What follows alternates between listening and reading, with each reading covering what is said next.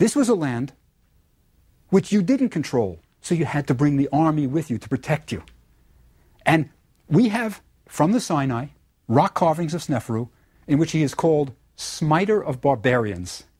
In other words, he killed the foreigners so that he could go into the Sinai and bring back turquoise. I'll tell you a funny story.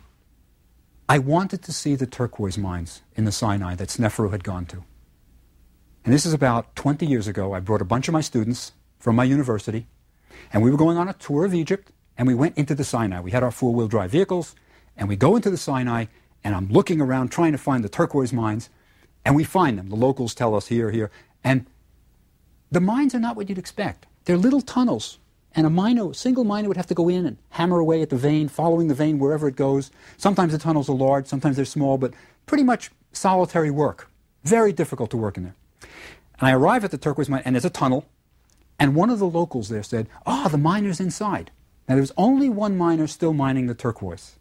This is the thing that doesn't pay. And he said, he's inside. His name is Salam. So I yelled inside, Salam! And this little old man comes out. Little old man.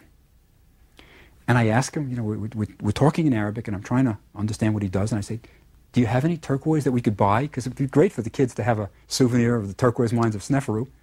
And he reaches into his galabeya, those long kaftans that they wear, and he pulls out a little handful of turquoise. And I bought the whole batch, which was like $1 for the whole thing, maybe. And I asked him, I said, how do you make a living doing this? And he said, well, once a month, somebody from the village goes to Cairo in a bus, and he takes my box of turquoise and he sells it and he brings back the money to me.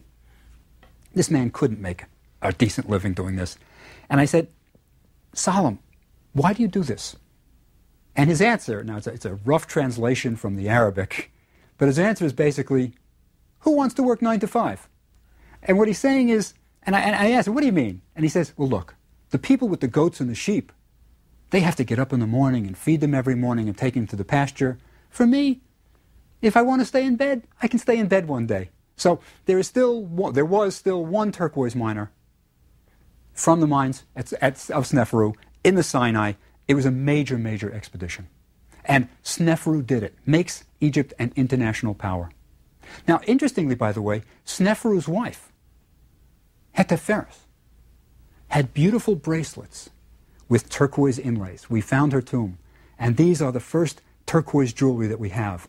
And it was really a fabulous thing. But I'll tell you something else about Seferu that I think is really great. He establishes artistic traditions that will last for another 2,500 years. He had life-size statues carved of his family in stone. In stone. And this is the first beautiful life-size statue, and everybody's going to want them for another 2,500 years. You've got there's a pair statue of the kids, his children, Ra-Nefer and Nofret. Nofret is beautiful. She has a wig on, her black wig, and peeking out from underneath you can see her real hair. It's a kind of wonderful detail. So he has these wonderful life-size statues that are important. But that's not all. Seferu is the first individual in history for whom we have anecdotes. He's a person. See, I couldn't tell you much about Narmer. I know he conquered, but that's about all. There is a papyrus in Berlin called the Papyrus Westcar. It's a magical papyrus. And it tells a story that Seferu was bored. And he was kind of depressed.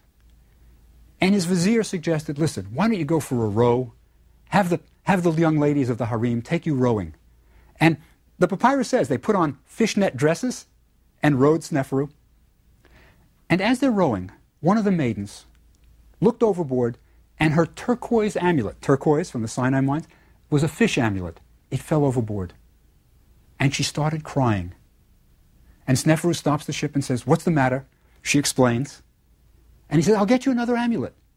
She says, no, I want that amulet. Now, it's interesting that this is just a rowing girl. But apparently Seferu was approachable, a human being. She could say, no, I want my mother. He calls his magician. The magician parts the waters. This is before Moses. Parts the waters. The amulet is retrieved. It's on a rock. Gives it back to the young girl. And they begin rowing again, and she's happy. And I think what we get from this is that Seferu, who shows Egypt how to build the pyramids, who leads it to becoming an international power, was approachable. He didn't do it by being a